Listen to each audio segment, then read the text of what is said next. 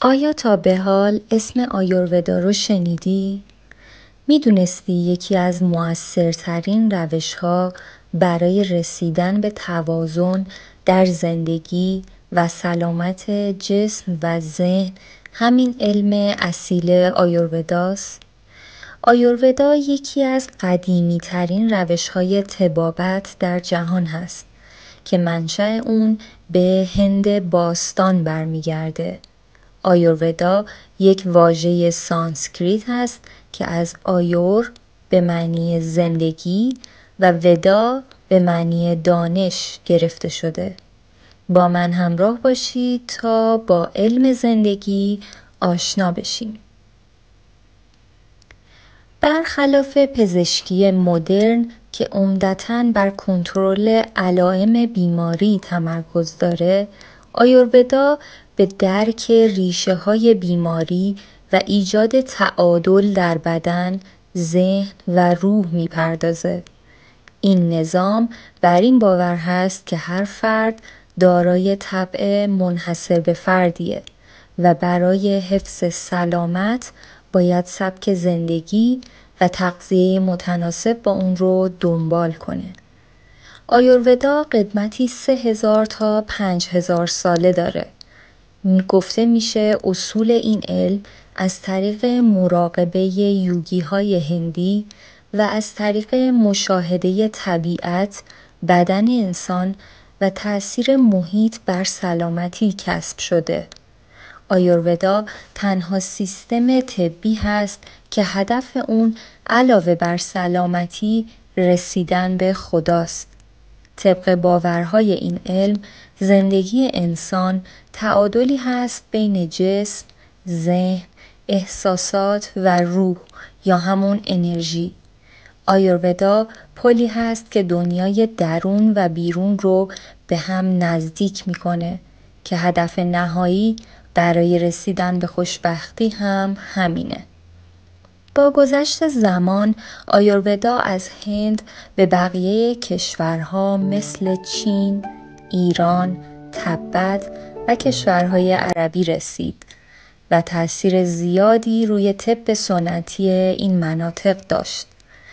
در دنیای امروز هم به سراسر جهان، خصوصاً کشورهای غربی رسیده و بسیار مورد توجه قرار گرفته. حتی در کشورهای هندوستان به عنوان یک رشته پزشکی تدریس میشه و به پزشک آیوروادایی آیورویدیک یا وید میگوین. بر اساس فلسفه آیورودا، تمام موجودات زنده و حتی جهان هستی از 5 عنصر اصلی آب، باد، خاک، آتش و اتر تشکیل شده که از ترکیب این 5 عنصر 3 انرژی حیاتی یا دوشا تشکیل میشه. واتا از ترکیب اتر و هوا، پیتا ترکیب آب و آتش و کافا از ترکیب آب و خاک به وجود میاد. تعادل این 3 دوشا که به عبارتی تعادل بین عناصر اصلی هستند، کلید سلامتی ذهن و جسم میشه. این دوشاها سیستم کلی جسم و ذهن و روان فرد رو کنترل میکنن و در بروز نشانه‌های جسمی و ویژگی‌های شخصیتی بسیار تأثیر دارند. هدف من از ایجاد این چنل به اشتراک گذاشتن علوم و دانش در حوزه جسم و ذهن و انرژی به زبان ساده هست. برای دیدن ویدیوهای بعدی حتما منو سابسکرایب کنید و زنگوله رو بزنید.